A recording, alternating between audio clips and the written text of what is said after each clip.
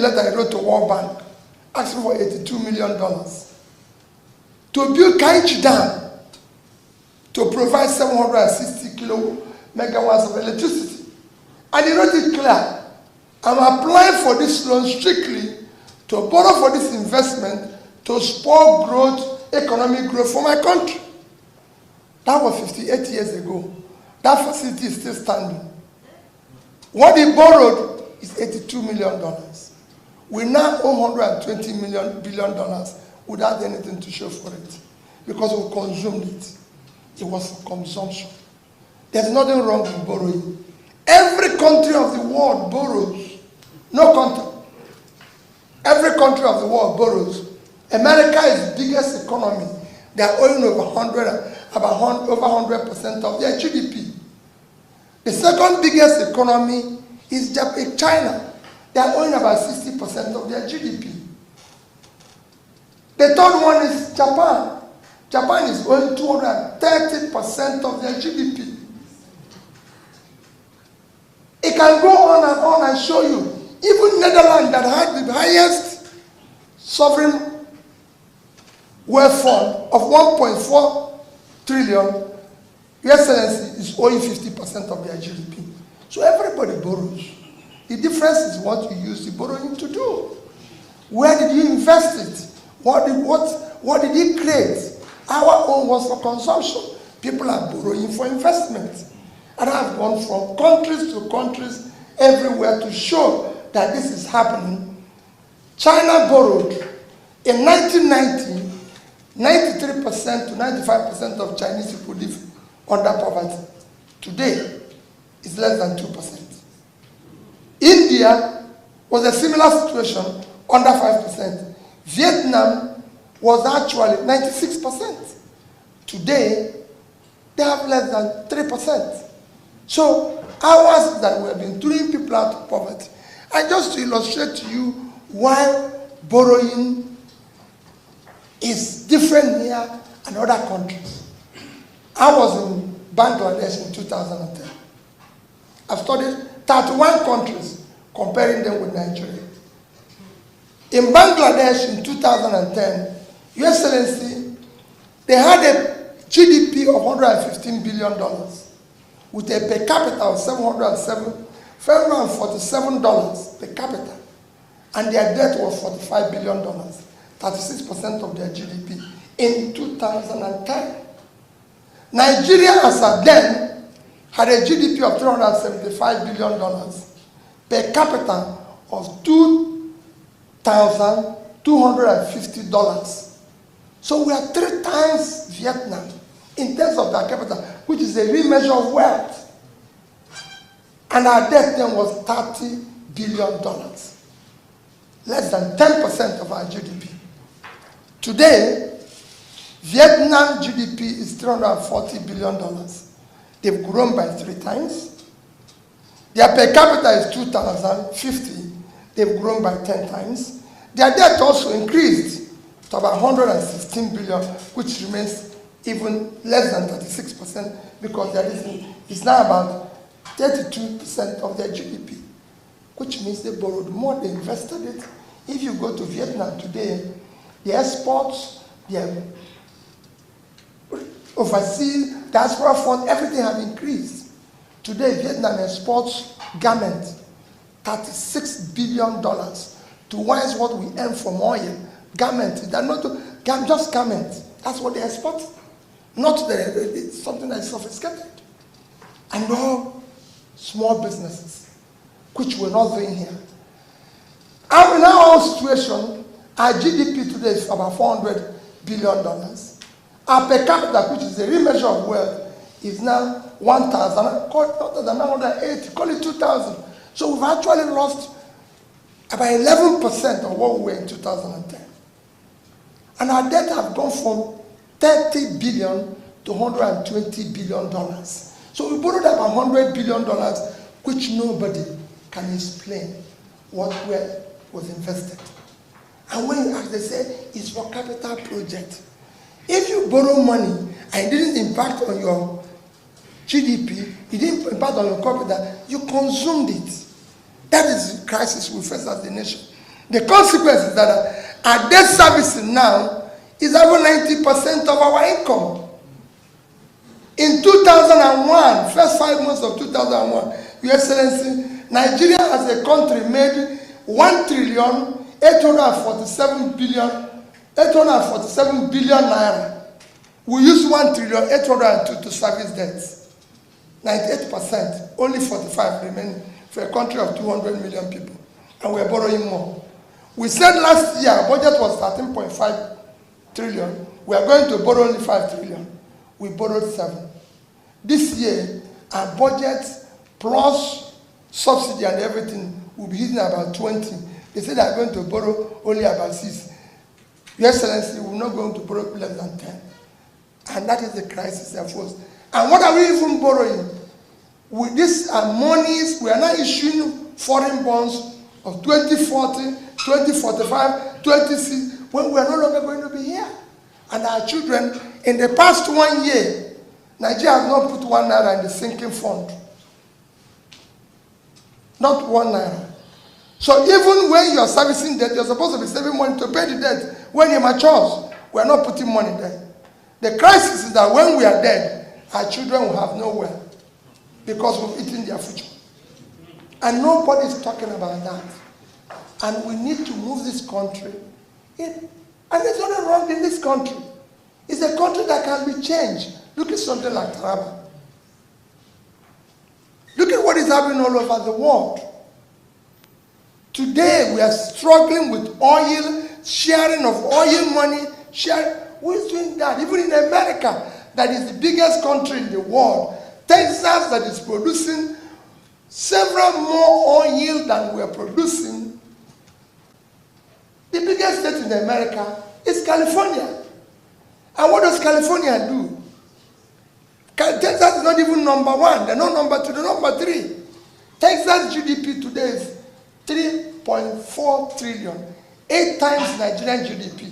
They have no oil. What they're exporting is agriculture and knowledge. Agricultural materials and knowledge. That's all that is making them that thick.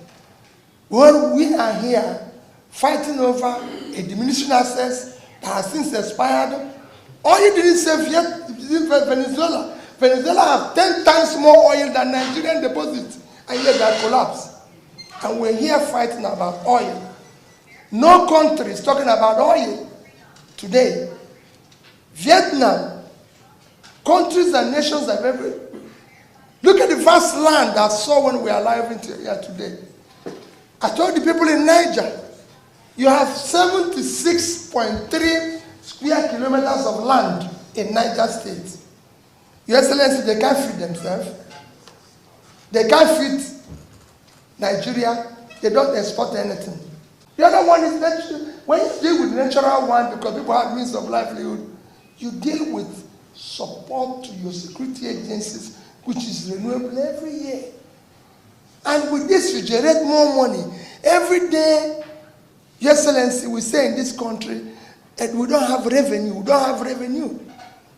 Even if our government said the revenue to GDP is too low, it has to be low. Because you have millions of people who are not doing anything. The more your people are doing something, the more your economy is productive, the more revenue you generate. You can't generate revenue from people who are not doing anything. It's a simple thing. It's been done everywhere in the world, and it's very easy, Your Excellency. It's not a question. If you go, and where do you generate the most revenue? In your youth, the young ones, in their productive age. You have to invest in them. And what do they need? They need access to capital and training. They have the idea. They can change the world. It's not a sophisticated thing. Nigerian youths are talented. All they need is support. And it has to be government-determined support. It's happening in China. If you go to Indonesia, they have a particular number of their loans that go to small businesses. What changes the country is small corporations. Nothing by saying it the way we are saying it here. There's no money. They'll tell you, oh, every day you have government support to small businesses. It's not true. The only way you will know it's not true is that go and check the total lending of all the banks I've shared 2 banks. It's about 30 trillion. Out of which less than 5% go to small businesses. It cannot happen. Indonesia is written. 25% of all their loans go to small businesses. China is 20, they've just increased it to 30. The consequence is that if you go to these 2 countries, if you go to Indonesia, 98% of the companies are micro, small businesses. In fact, Indonesia, a country of about 250 million persons, their total employment is 140. Small businesses created 130 million jobs. Only 10 million is created by other people. In Indonesia, they even have Ministry of Small Businesses to support it. In China, as China is, China today, all their productivity, all their GDP is about 60-65% for small businesses. The total employment in China is 800 million. Small businesses provide 60% of that, which is 540 million. So you must support this engine. It is critical. We're not doing that. What we are doing here is celebration, sharing. Nigeria, the only thing Nigeria has is sharing formula. Nobody stops anything. All that I came to ask you people is that we need to move this country from sharing formula to production formula. It cannot continue. We must move from consumption to creating wealth. Other countries have done it for the future of our children. It is critical. It is not something anybody can tell. They can tell you, oh, it's sophisticated. No. I've gone from one country to the other, studying. I just came back from Morocco recently, not up to a month ago. Morocco exported last year 40-something billion worth of exports. Not oil. Agricultural products, 8 billion. Morocco. Vehicles, car manufacturing, 10 billion. I can go on. Tourism, 3-point-something billion. That's what they had last year in Morocco. Morocco is just here. So it's not as if this thing, you ask about power generation. This is the only country where to switch on your light, everybody knows how much power is being produced. Everybody knows whether the national grid has failed or whether every other country just put light on and off. Here you must know everything. You must even be calling from government house, you're calling the people who are in charge of the power company. No other country does that. Egypt borrowed only 6 billion euros, call it 10 billion naira. And within 2015 and today, Egypt have doubled their power generation from 26,000 megawatts to 54,000 megawatts. Egypt, they're not far. You go to, so we are number 1 biggest economy in Africa. We generate 4,000 megawatts. If we were able to get it. Number 2 biggest economy is South Africa. They generate 54,000. Egypt is number 3. It generates between 54 and 55. But the giant generates 4. That's the crisis. And they give you all sorts of excuse. Yesterday, there's nothing in power generation. There's nothing in power distribution. It's very easy. Anybody who tells you any story is this. Excellency, let me conclude because he's introduced me. I was governor of a state. My dear people, today God has given you position where you are in authority, where you are delegates. You won't be there forever. Your Excellency is the governor. He will not be governor forever. I tell people that when I was in office. His greatest achievement, you might not know, is not in building infrastructure. And I tell people that is in ensuring the civility and order and peace in the state. He's going to leave office and go to his house and stay because they have not surrounded himself with enemies. When you're in this post, it's a very difficult post. I've held it because everybody you meet will tell you are doing well. Hardly will anybody tell you are doing. They will tell you the truth when you leave.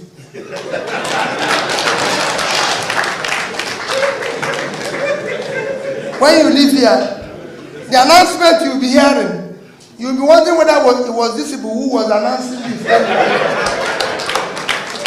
So what I tell people is that it is important that you know you're not going to be here forever. And make peace. Ensure that you do the right things as much as you can. I live in Onitsha today. I don't live any outside anywhere. I don't have a house anywhere outside Onitsha. That's where I live. I live with the people. So there's no more security. There's no more thing. Before you come to church or come to anywhere, 10 people will stand up for you to sit down. Today, if you come in, they say don't mind him.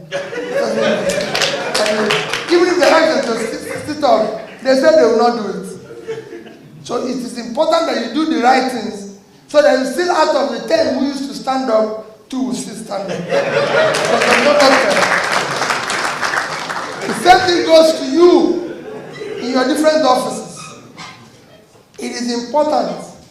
When I used to go around everything, people would say this and that. I was governor of the state for 8 years. Very difficult. I quarreled with the elites. Because when you do the right things, you have elites as your enemies. I quarreled with all of them.